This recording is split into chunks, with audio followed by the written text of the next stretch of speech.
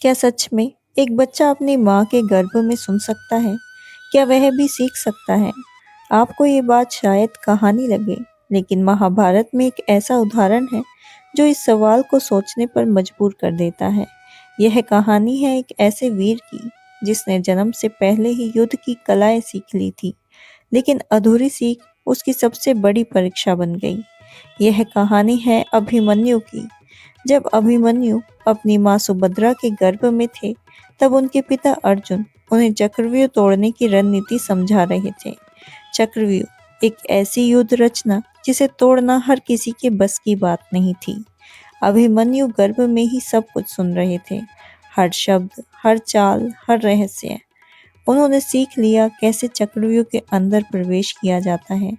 लेकिन तभी कहानी में एक ऐसा मोड़ आया जिसने इतिहास बदल दिया। जैसे ही अर्जुन चक्रव्यूह से बाहर निकलने का तरीका बताने लगे, सुभद्रा को नींद आ गई और वहीं अभिमन्यु की शिक्षा अधूरी रह गई।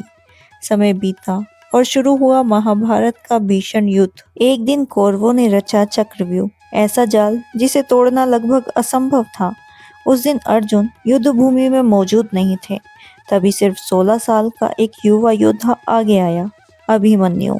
उसने कहा, मुझे अंदर जाना आता है, और बिना डरे वह युद्ध में उतर गया। वह अकेला था, लेकिन उसके अंदर था अपने पिता का साहस और धर्म के लिए लड़ने का जुनून। अभिमन्यु ने चक्रव्यूह को भेद दिया। एक एक परत तोड़ते हुए वह अंदर पहुंच गया, लेकिन अंदर इंतजार कर रहा था एक बहुत बड़ा संकट। उसे बाहर निकलने का तरीका नहीं पता था, फिर भी उसने हार नहीं मानी। अकेला सैकड़ों योद्धाओं के बीच वह शेर की तरह लड़ता रहा।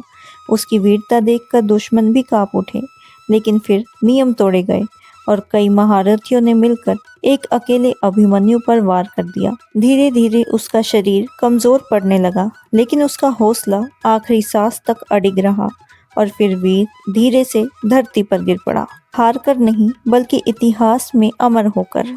अभिमन्यु हमें सिखाते हैं कि साहस उम्र का मोहताज नहीं होता और अधूरा ज्ञान कभी कभी बहुत भारी पड़ सकता है।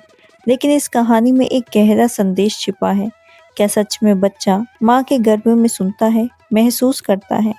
आज विज्ञान भी मानता है कि गर्भ में पल रहा शिशु आवाजें और भावनाओं को महसूस करता है। शायद यही वजह है कि हमारे शास्त्रों में भी गर्भ संस्कार की बात कही गई है। इसीलिए हर माँ के लिए ये बहुत खास समय होता है। जो वह सोचती है, सुनती है और महसूस करती है, उसका असर कहीं ना कहीं बच्चे तक पहुंचता है। इसीलिए कहा जाता है कि गर्भवती महिलाओं को अच्छी बातें सुननी चाहिए, शांत रहना चाहिए, सकारात्मक सोच रखनी चाहिए, क्योंकि सीख सिर्फ जन्म के बाद ही नहीं बल्कि उससे पहले भी शुरू हो सकती है। और शायद यही अभिमन्यु की कहानी का सबसे गहरा सच है। तो अगर ये कहानी आपके दिल को छू गई हो, तो इस वीडियो को लाइक करें, शेयर करें और हमारे ज्ञान और प्रेरणा से भरी कहानियों के लिए जुड़े रहें, क्योंकि हर कहानी के पीछे छुपा होता है एक बहुत बड़ा संदेश।